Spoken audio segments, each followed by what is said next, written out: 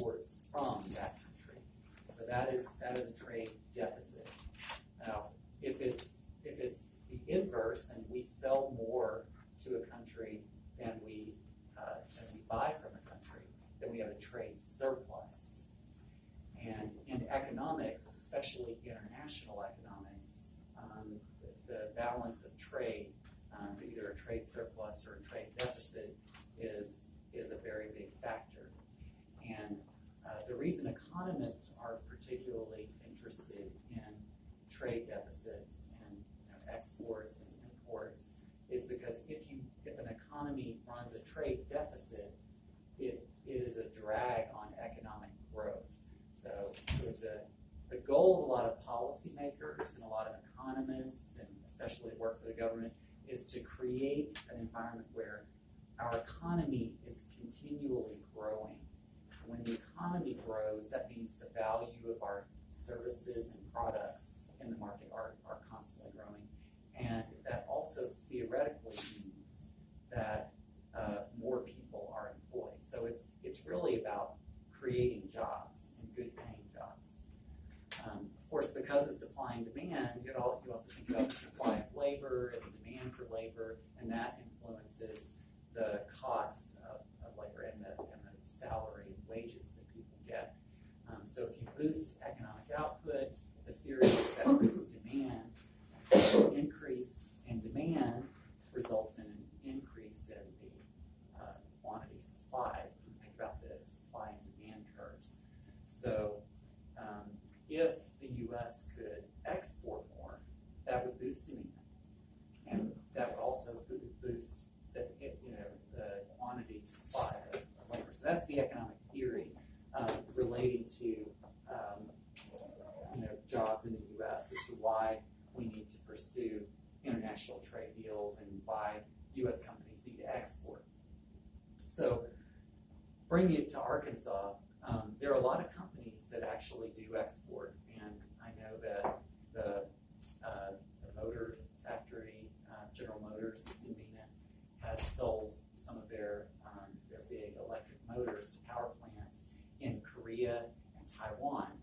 And whenever that happens, there are buyers in Korea and Taiwan that are buying U.S. dollars.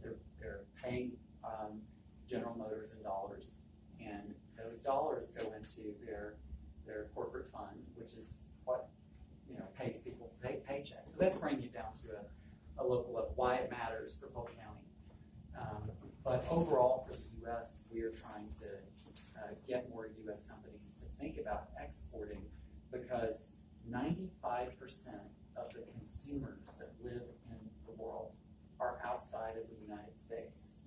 So many companies are just focused on the U.S. market and providing products or services just for the U.S.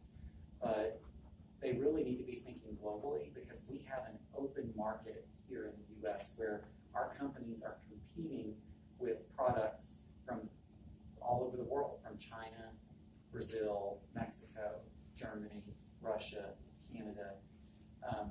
They're all members of something called the World Trade Organization, or the WTO, which ensures that we can't just unilaterally or just by ourselves impose tariffs just because we're mad at a country for shipping cheap products to us. And so the reality is that businesses are better off competing if they're thinking globally and thinking about whether there are other competitors that are selling products below their price in the U.S. market. And sometimes the key to not allowing that to happen is thinking about expanding your market. We don't help companies try to set up factories in other countries, because that's what the other countries are trying to do. We help companies that are trying to export from their factories here in the U.S., like General Motors, to other countries. But some companies have been successful by outsourcing, which means going to a lower cost country where they can produce things. And this has happened, to use a Polk County example, there used to be a thriving textile factory, Alf's Manufacturing. They're on the south side of Mena. They used to have a big jeans factory, and they made different clothes, and they still do some work with those clothes that come from Central America that they're manufactured. But that's an example of other countries being the low-cost producer.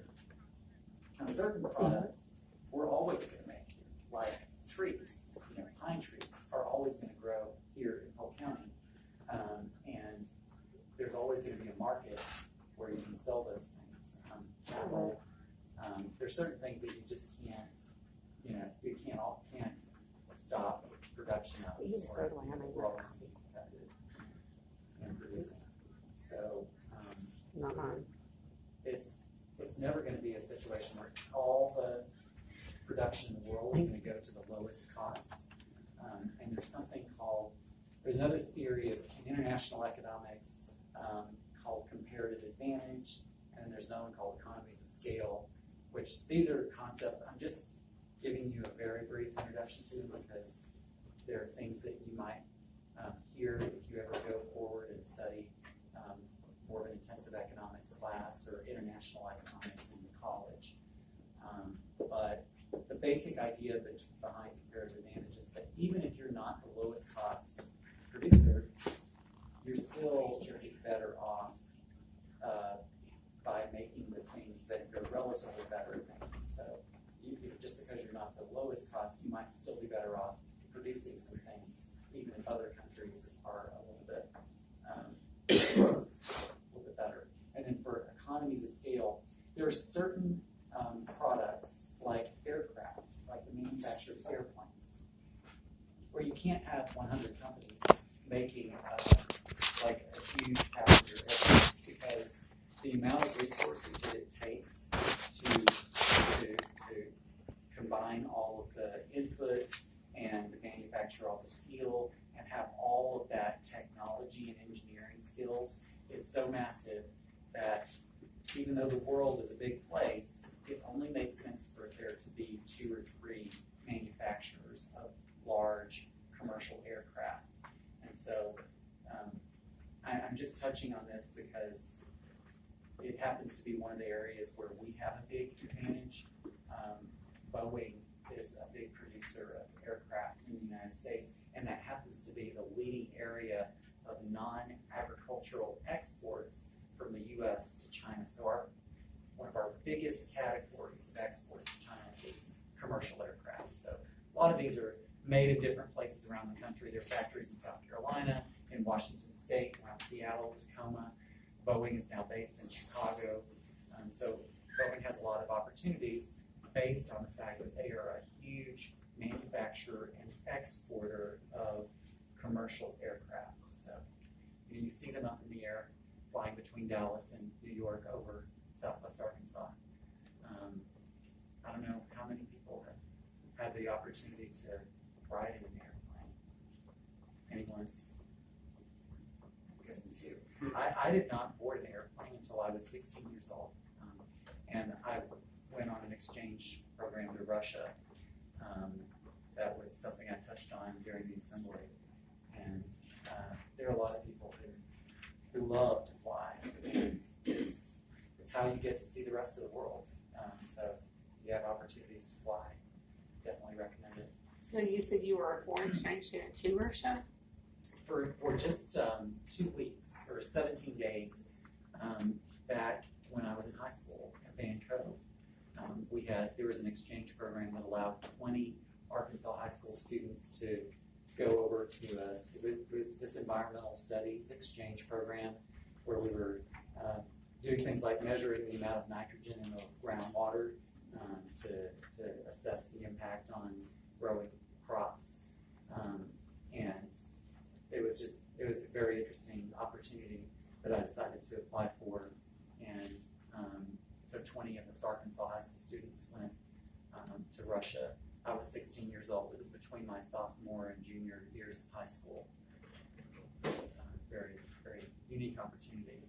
And then when I was in between my junior and senior years of high school, I got selected for a scholarship that allows 2 students from each state to go to Japan for 6 weeks during the summer and live with a Japanese family. So I was in Japan when I was 17 years old, and that was a big opportunity too. So did you study economics in college? I did. I studied economics and marketing, and then in grad school I had to have both microeconomics and macroeconomics and international economics. Well, I've heard students say they'll never use economics after this year. So can you tell them how you use economics? Absolutely.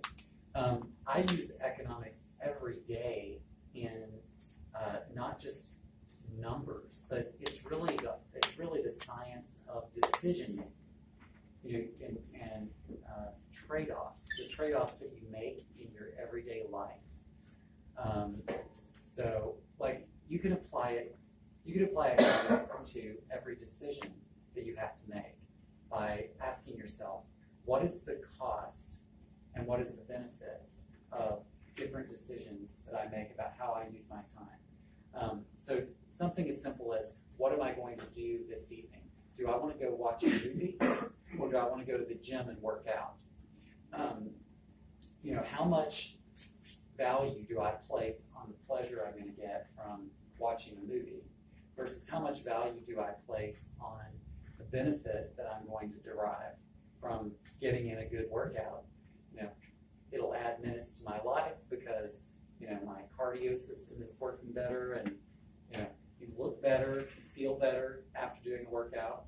But so many people do not necessarily consider the economics or the full economics of the decision, and they just want to seek pleasure, and they're not really doing the cost-benefit analysis. And so that's one very easily applicable way to think about economics in your everyday life. Another thing is in budgeting, because I'm responsible for the budget of the Department of Commerce in China, and our staff there, we have to constantly deal with a constrained budget. We have just a limited number of resources, and we have to ask people, what is the benefit of the work that you're doing? What is the return on investment, or ROI? This is a big term used in business that also is very much related to economics and the trade-offs that we make every day. If you spend this money to do this event in this place, what companies are going to benefit? What are the exports that are going to result from this? And if we don't do it, what is going to be the consequence? So that has to be weighed in terms of making decisions and justifying where the money goes.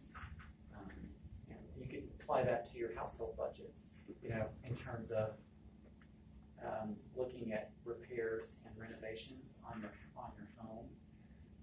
Is it worth it to spend $5,000 renovating your kitchen if you're going to be selling your house in the next year?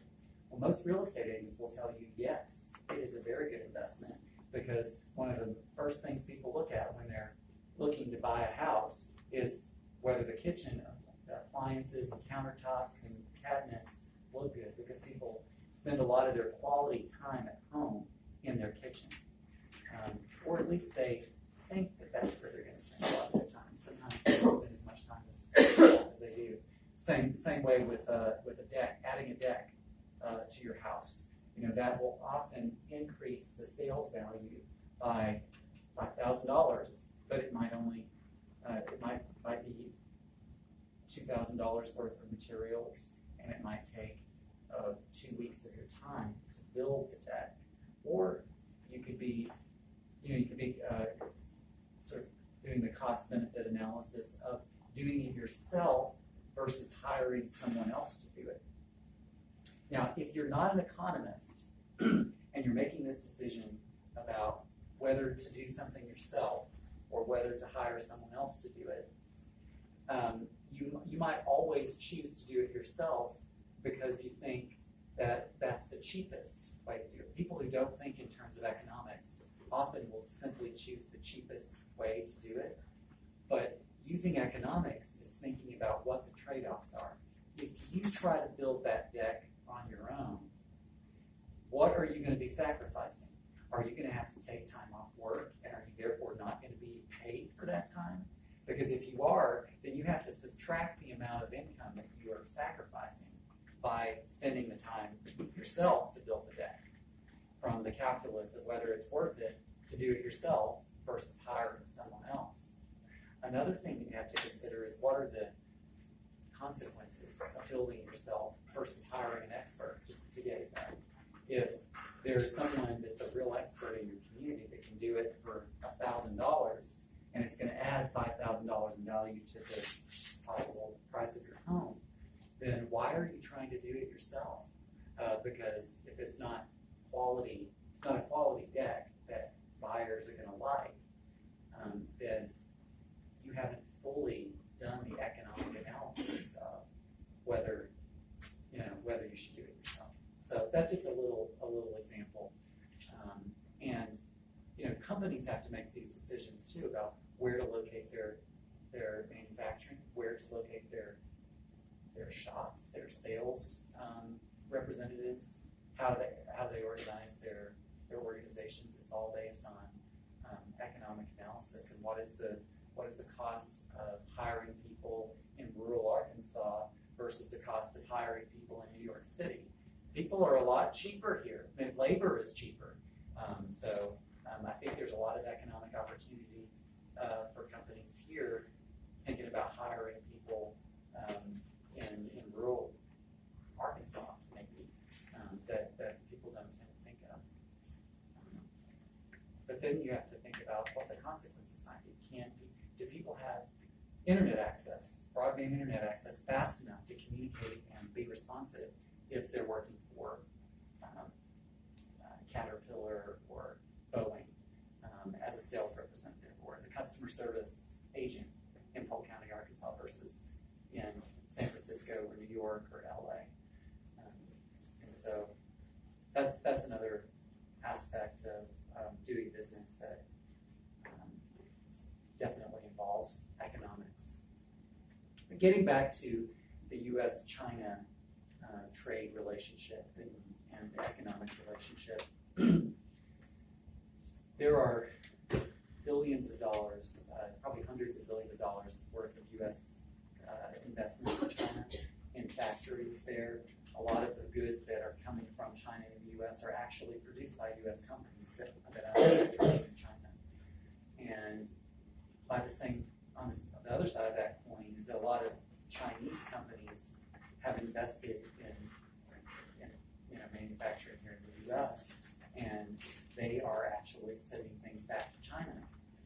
So it's not just a one-sided street. There's a very high value.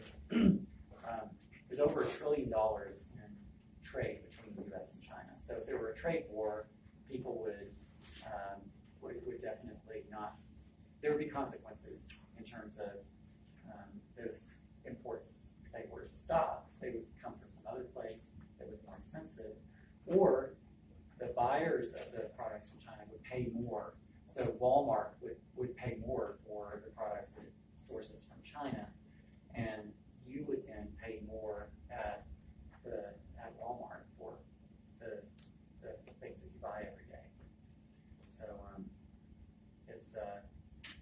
it's interesting to be responsible for the U.S.-China relationship because there are a lot of people who want to just blow things up. They want to say, okay, I'm tired of all these cheap imports from China. Let's just close our borders and produce everything we need here in the U.S. Well, that kind of gets back to the analogy of building your deck yourself, even if you're not the lowest cost producer. The unemployment rate in the U.S. is actually relatively low right now by historical standards. There's not a lot of unemployment, and so it's not going to be possible to produce a lot of products at a much lower price, especially than China. So, in closing off our borders and trying to produce everything ourselves, while it would produce, it would hire more people, it would employ more people, it would also raise the price of all kinds of products. And so we have to think about, would the increase in employment, the increase in income to workers outweigh the amount of money that people would have to pay, the additional money people would have to pay at the cash register? So that's another way that we use economics to determine whether or not to start a trade war with China, for example. And that's something that President Trump had argued for on the campaign trail in 2016. Is that, all right, on day one, when I get into office, I'm going to impose a 45% tariff on goods from China. But what actually happened is that they decided to use existing ways to look at exactly which products from China are causing the most damage, and how do we figure out how to just impose tariffs on those goods, and if they've caused injury to the domestic industry. So that decision is also using economics.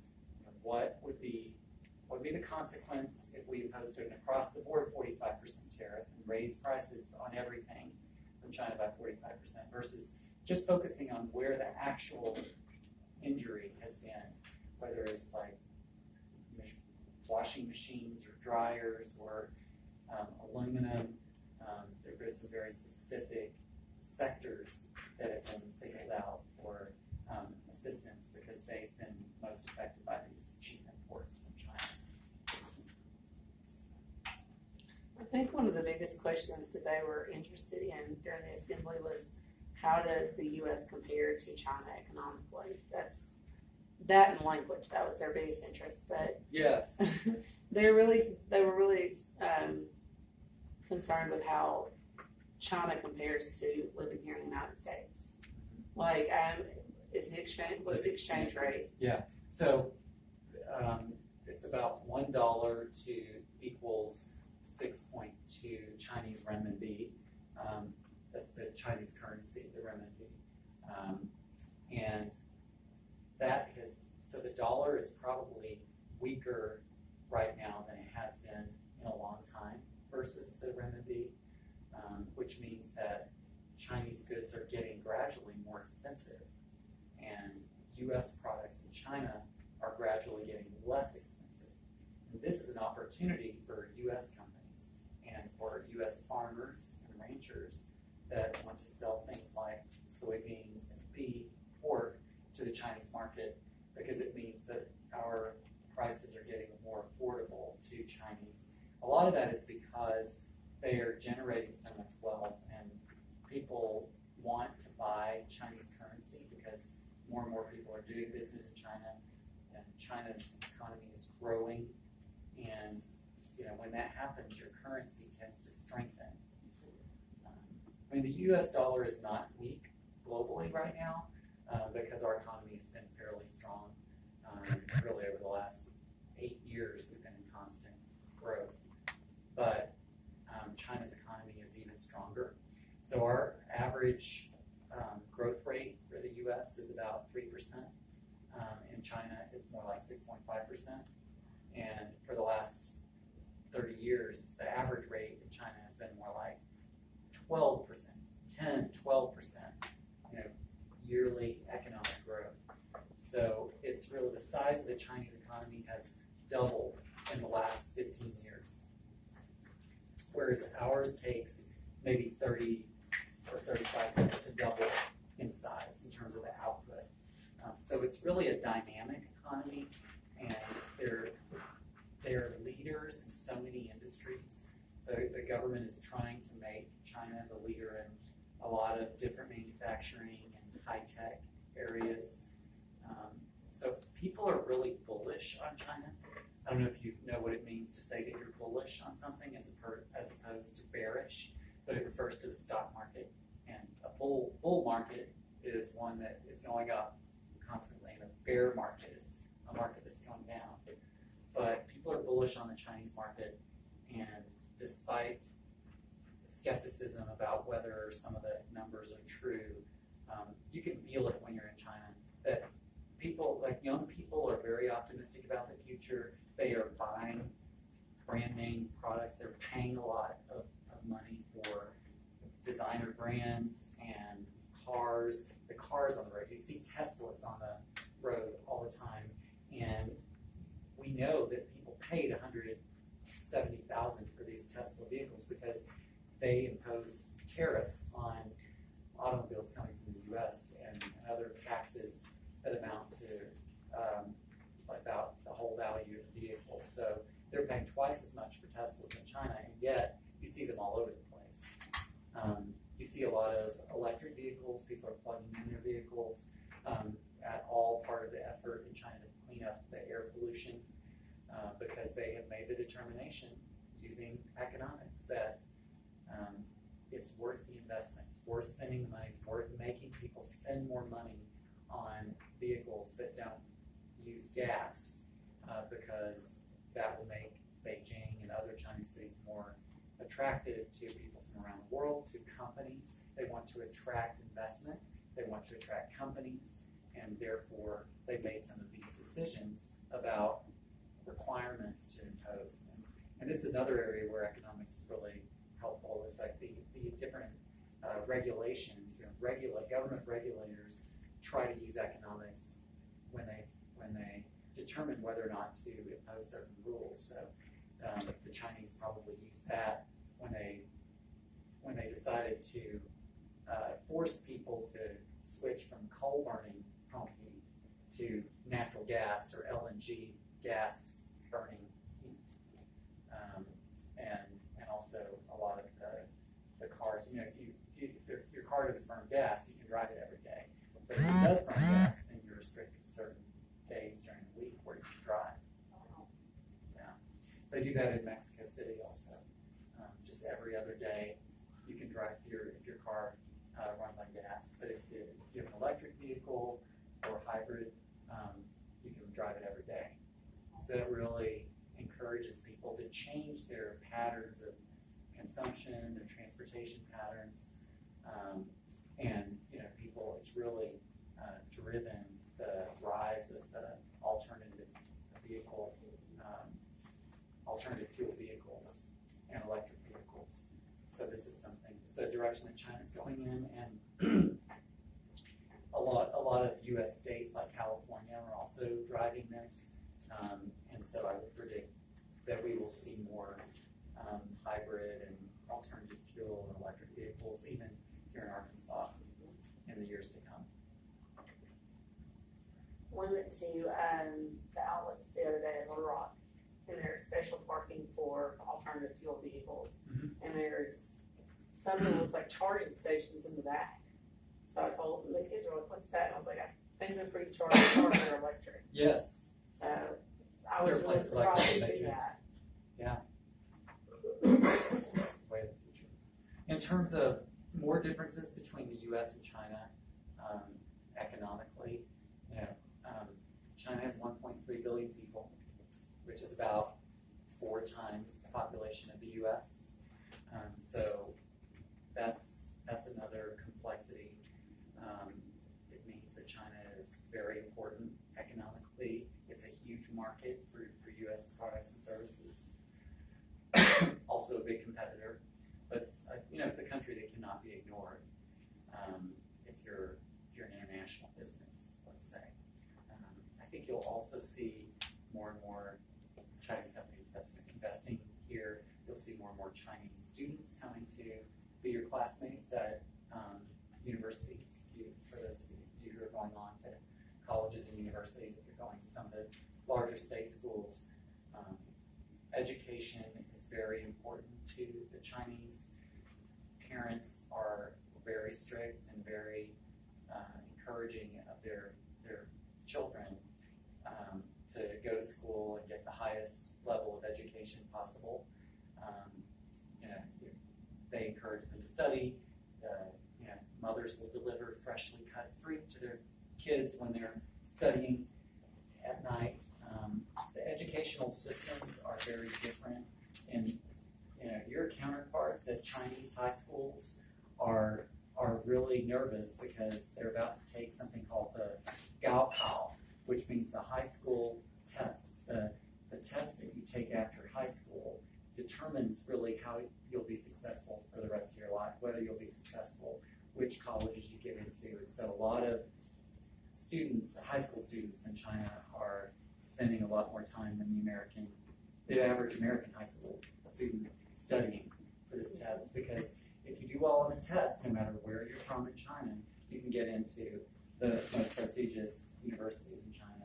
The most prestigious one is Peking University, or Beijing University in Beijing. So that's kind of a goal of every high school student in China.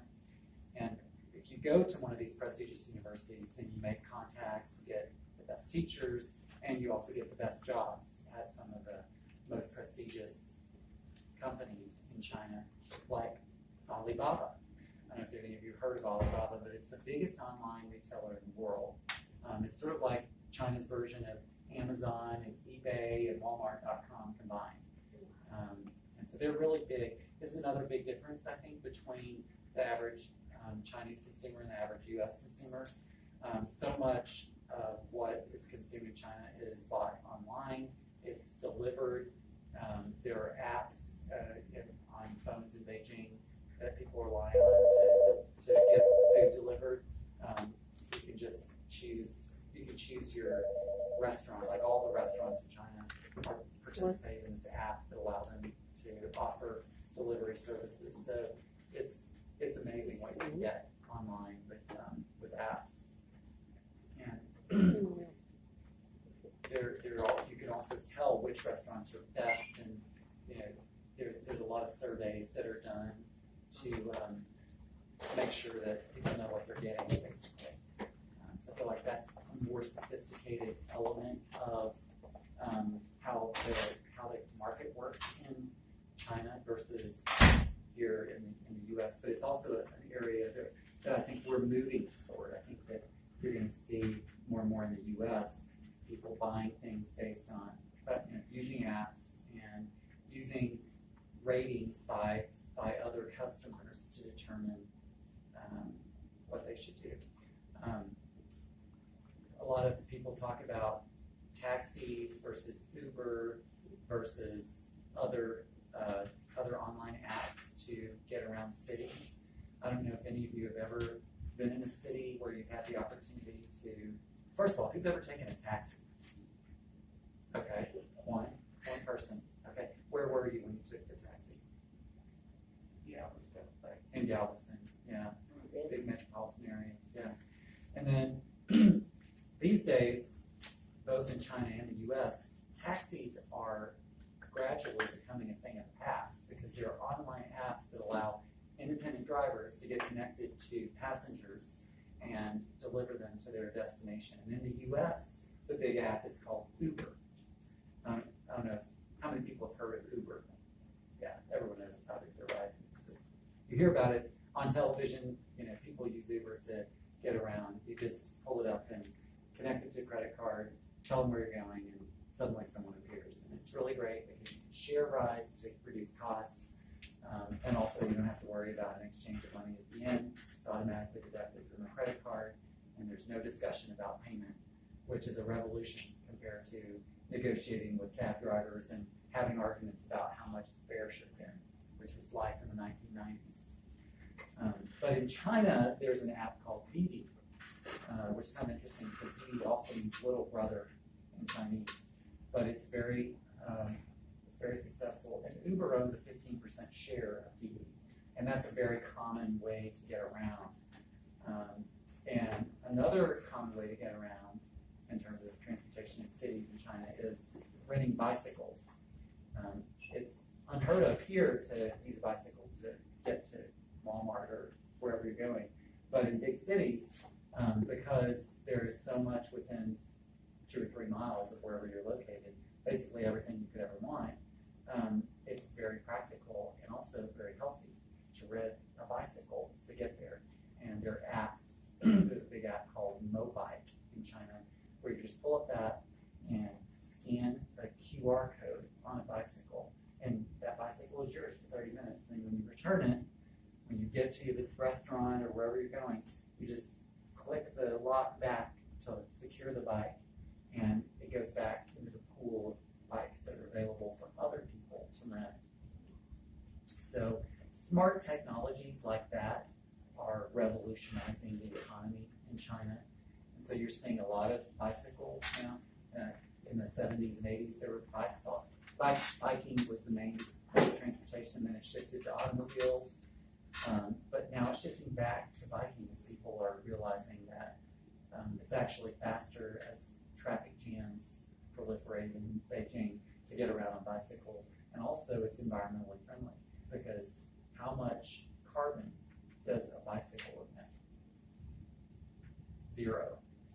So a lot of people who are concerned about the environment and global warming will choose to ride bicycles.